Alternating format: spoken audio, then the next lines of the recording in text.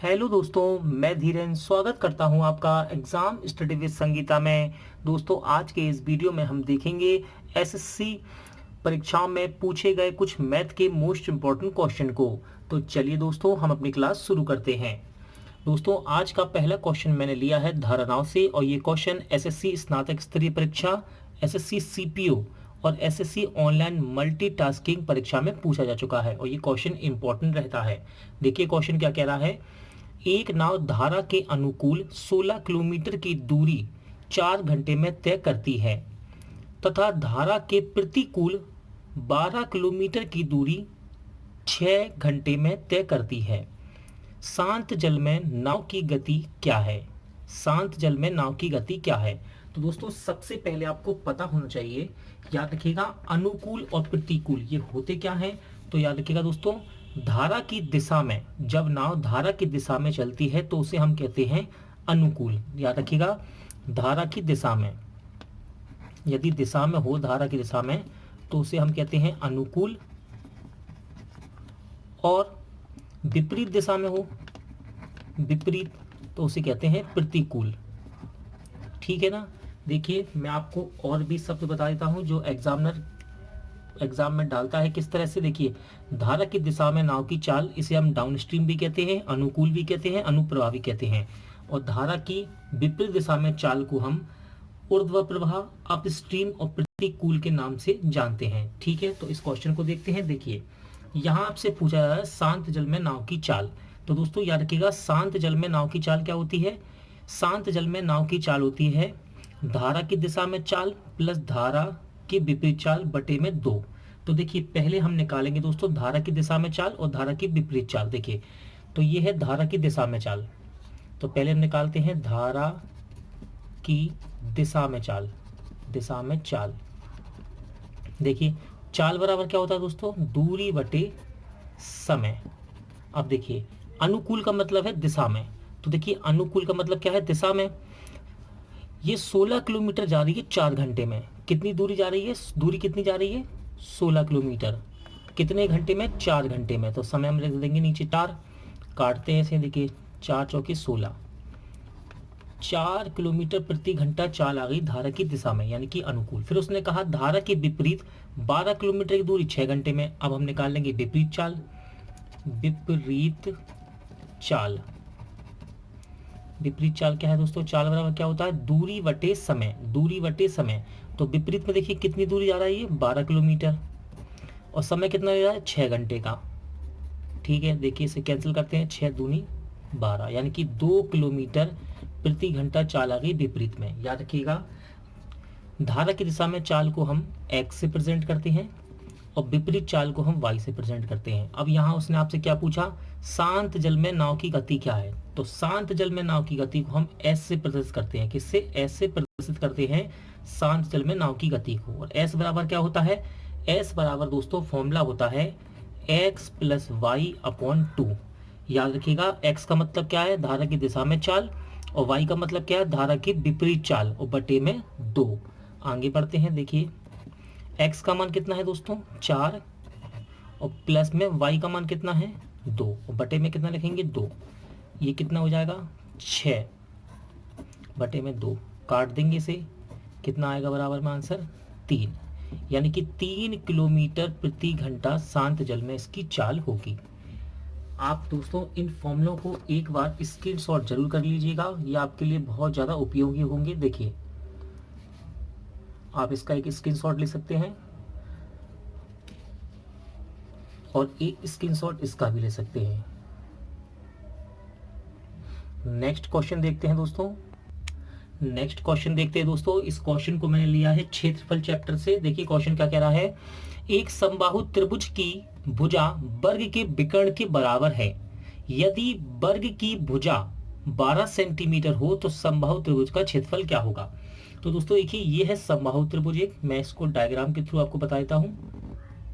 याद रखिएगा, समबाहु त्रिभुज की तीनों भुजाएं बराबर होती हैं। समबाहु त्रिभुज की तीनों भुजाएं बराबर होती हैं। ठीक है, अब देखिए इसने पूछा क्या है? समबाहु त्रिभुज का क्षेत्रफल। दोस्तों, समबाहु त्रिभुज का क्षेत्रफल होता क्या है? ये होता है दोस्तों √3 √3/4 क्या होता है? समबाहु त्रिभुज का क्षेत्रफल क्या होता है? √3/4 इसने सवाल में आपसे क्या कहा? एक समबाहु त्रिभुज की भुजा, यानी कि आप किसी भी भुजा को मान सकते हैं, या ये वाली ले लीजिए, ये वाली ले लीजिए, ये वाली भुजा वर्ग के विकर्ण के बराबर है। मैं यहाँ पर एक वर्ग बना लेता हूँ, याद रखिएगा, वर्ग की चारों भुजाएं बराबर होती हैं। वर्ग की चारों भुजाएं बराबर होती हैं। यह है दोस्तों इसकी भुजा, मैं इसको ए कह देता हूँ। वर्ग की चारों भुजाएं बराबर होती हैं। क्या कहा उसने? समबाहु त्रिभुज की ये जो भुजा है, भुजा वो विकर्ण के बराबर है। किसके?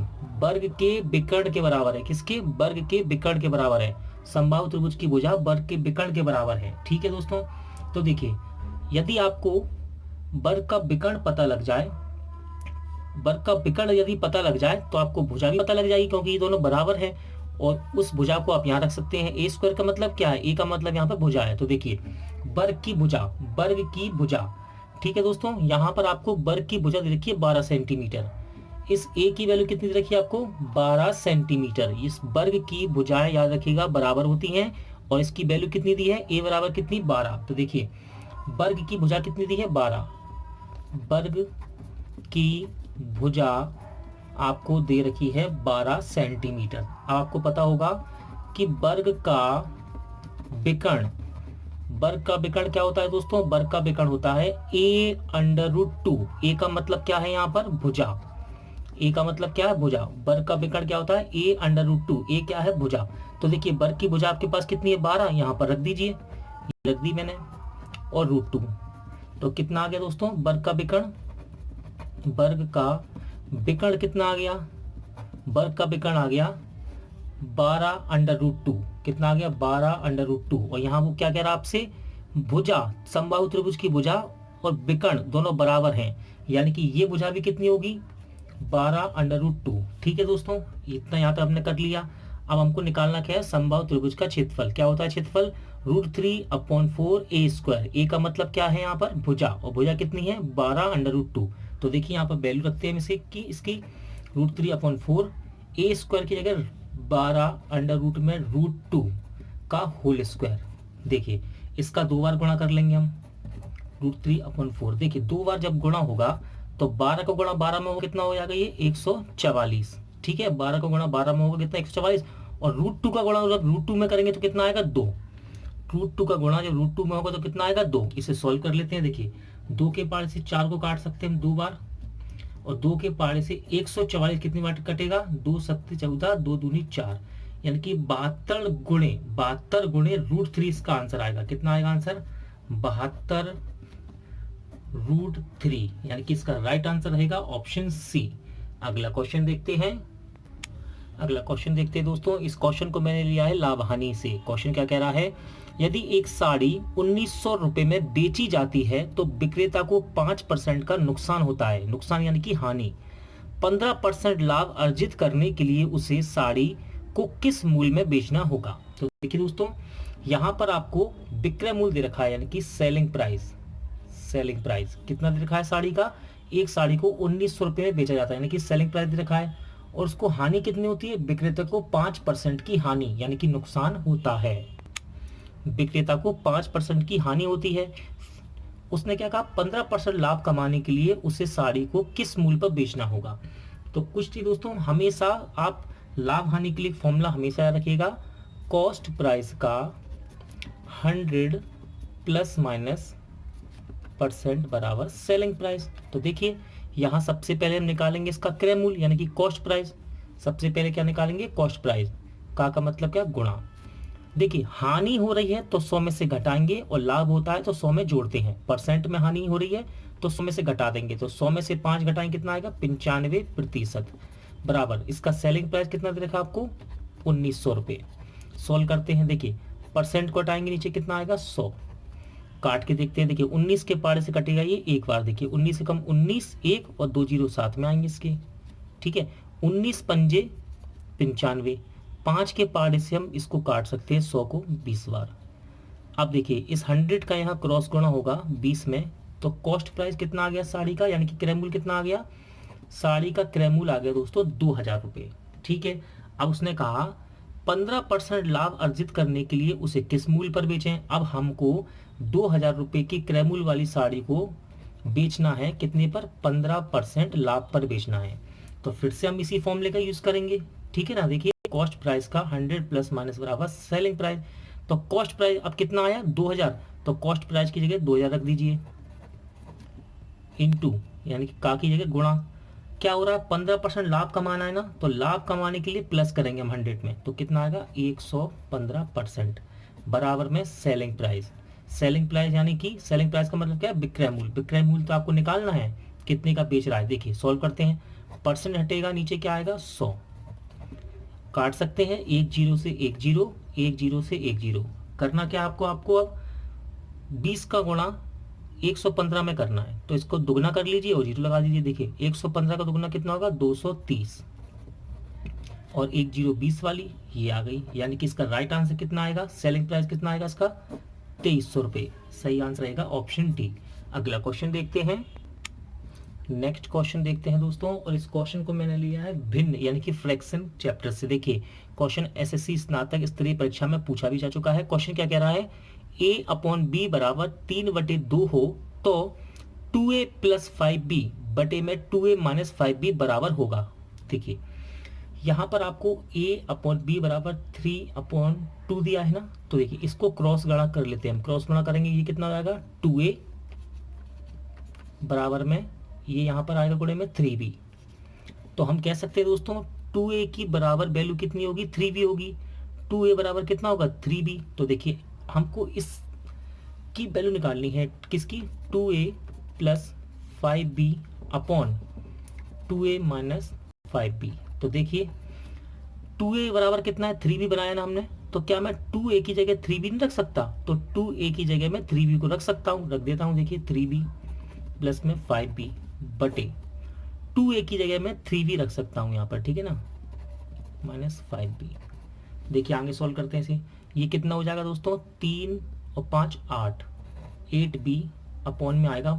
देखिए माइनस की संख्या बड़ी है तो माइनस का चिन्ह आएगा यहाँ, ठीक है, माइनस का चिन्ह आएगा। कितना आएगा 5 में से 3 घटेगा तो 2b, ठीक है। देखिए हम b से b को कैंसिल कर सकते हैं, ठीक है दोस्तों, हम b से b को कैंसिल कर सकते हैं। अब बचा क्या है 8 अपॉन में माइनस का 2, ठीक है दोस्तों।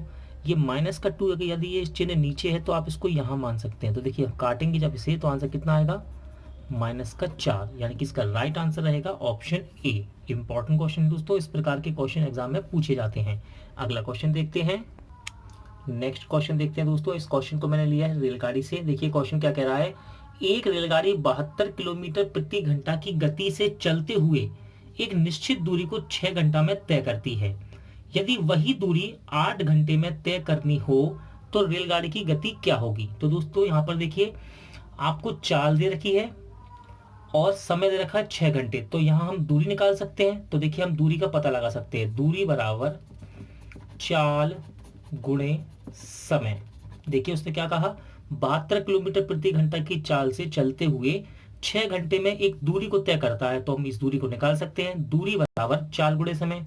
चाल कितनी है 72, समय कितना है 6 घंटे, गुणा करते हैं। देखिए 6 दूनी 12, हाथ से लगे 1, 6 7 42 और 43, यानी कि 432 किलोमीटर की दूरी है दोस्तों ये, ठीक है, जिसे वो 72 किलोमीटर प्रति घंटा की चाल से 6 घंटा में तय कर रहा है। अब उसने क्या कहा, यदि वही दूरी यानी कि 432 किलोमीटर, कितनी दूरी है वही दूरी यानी कि 432 किलोमीटर की दूरी को 8 घंटे में तय करना हो। समय कितना दे रखा है 8 घंटे। अब समय कितना दिया आपको 8 घंटे में तय करना हो, 432 किलोमीटर की दूरी 8 घंटे में तय करनी हो तो रेलगाड़ी की गति क्या होगी। तो चाल बराबर हम लगाएंगे दोस्तों दूरी बटे समय, ठीक है।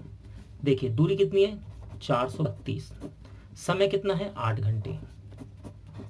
काट के देखते हैं इसको, देखिए 8 पंजे 40, 3 बचेगा, 2 तारेंगे, 8 चौके 32, यानी कि 54 बार ये कट सकता है। तो 54 किलोमीटर प्रति घंटा इसका आंसर आएगा। और आंसर किलोमीटर प्रति घंटा आपसे पूछा जा रहा था, कितना आ रहा है 54 किलोमीटर प्रति घंटा, यानी कि ऑप्शन बी आपका राइट आंसर रहेगा। अगला क्वेश्चन देखते हैं, नेक्स्ट क्वेश्चन देखते हैं दोस्तों। इस क्वेश्चन को मैंने लिया है साधारण ब्याज से। क्वेश्चन क्या कह रहा है, एक राशि 4 साल में 6.25% प्रति वर्ष की दर से 3200 रुपये का साधारण ब्याज प्राप्त किया, वह राशि क्या है? वह राशि क्या है, यानी कि आपसे मूलधन पूछा जा रहा है, प्रिंसिपल, ठीक है ना, आपसे यहाँ मूलधन पूछा जा रहा है। समय कितना दिया है दोस्तों आपको, समय कितना दिया है, टाइम कितना, 4 साल, दर रेट कितनी दी है 6.25, और मूलधन, सॉरी दोस्तों, हाँ मूलधन कितना है, मूलधन आपको निकालना है, और साधारण ब्याज कितना है, साधारण ब्याज आपका 3200, साधारण ब्याज कितना है 3200, कह रहा है ना 3200 रुपये का साधारण ब्याज प्राप्त किया, वह राशि क्या है, आपको मूलधन निकालना है। तो देखिए दोस्तों, सिंपल सा फॉर्मूला है एसआई के लिए, एसआई बराबर P into R into T बटे 100। जो बच्चे पहली बार वीडियो देख रहे हैं, जिन्हें नहीं पता उन्हें बता देता हूँ, साधारण ब्याज बराबर मूलधन गुणे दर गुणे समय, मूलधन गुणे दर गुणे समय बटे 100। तो देखिए साधारण ब्याज कितना मिल रहा है उसे, 3200 रुपये, रख देते हैं यहाँ पर 3200। मूलधन आपसे पूछ रहा है, यानी कि P आपको निकालना है, R कितना है 6.25, 6.25 इंटू में समय कितना दिया है आपको, टाइम 4 साल, बटे में आएगा नीचे 100, ये फॉर्मूले का 100। अब देखिए सॉल्व करते हैं इसे, 2 अंक के बाद दशमलव है, जब मैं 2 अंक के बाद दशमलव को हटाऊंगा तो नीचे 2 जीरो बढ़ेंगी, यानी कि 100 आ जाएगा, ठीक है ना। आप इसमें भी 2 जीरो बढ़ा सकते हैं, 10,000 हो जाएगा ये, या फिर मैं आपसे कह रहा हूँ 2 अंक के बाद दशमलव है, जब इसको हटाएंगे तो नीचे 2 जीरो आएंगे, यानी कि 100 आएगा। अब इसको सॉल्व करते हैं, देखिए 4 के पाड़े से 100 को काट सकते हैं 25 बार, 25 का ये स्क्वायर लिखा हुआ है, यानी कि 25 के पाड़े से 625 कितनी बार कटेगा, 25 बार। अब 25 के पाड़े से हम 100 को भी काट सकते हैं, कितनी बार, 4 बार। तो कितना आ गया, अब 3200 बराबर P/4। तो क्रॉस मल्टीप्लिकेशन करेंगे, यहाँ पर 4 का गुणा होगा 3200 में, तो P की वैल्यू आ जाएगी, कितनी आएगी दोस्तों P की वैल्यू, देखिए 0, 4 का फिर इसमें गुणा करेंगे 0, 4 दूनी 8 और 4 तिया 12, यानी कि दोस्तों ये मूलधन कितना है 12,800। ऑप्शन सी आपका राइट आंसर रहेगा। दोस्तों आज का वीडियो यहीं एंड होता है। उम्मीद करता हूं आपको सभी सवाल अच्छे लगे होंगे, समझ आए होंगे। पूरा वीडियो देखने के लिए थैंक यू। जल्द मिलते हैं नेक्स्ट वीडियो में।